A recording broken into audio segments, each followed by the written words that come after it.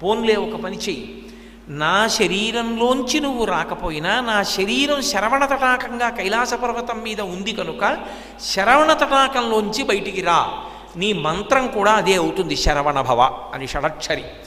ఆ తటాకంలోంచి బయటికి వచ్చి నా స్పర్శ నీ జన్మలో ఉందన్న తృప్తిని నాకు ఇయ్యి, అప్పుడు నాకు కూడా నీ జన్మలో భాగమున్నదని, నువ్వు నాకు కొడుకువని నేను ఆనందం అనుభవిస్తానంది. అమ్మ, మన ఇద్దరి మధ్య ఈ ఒడంబడిక ఏదో బాగుంది, నేను నీ గర్భవాసం చెయ్యక్కర్లేదు, నేను శరవణ తటాకంలోంచి బయటికి రావడానికి అనుగ్రహించావు, నీకు 10,000 నమస్కారాలు, అలాగే వస్తానమ్మా అన్నాడు. కాబట్టి ఇప్పుడు సనత్కుమారుల వారికి ఇచ్చినటువంటి వరం నిజమవ్వాలి. ఒక బ్రహ్మజ్ఞాని కోరుకున్నటువంటి వరం ఉత్తినే పోవడానికి వీల్లేదు.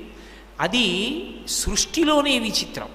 లోకంలో మీరు ఎప్పుడైనా ఎక్కడైనా ఎవరైనా కారణజన్ములు పుడితే అది భగవంతుడిచ్చిన వరం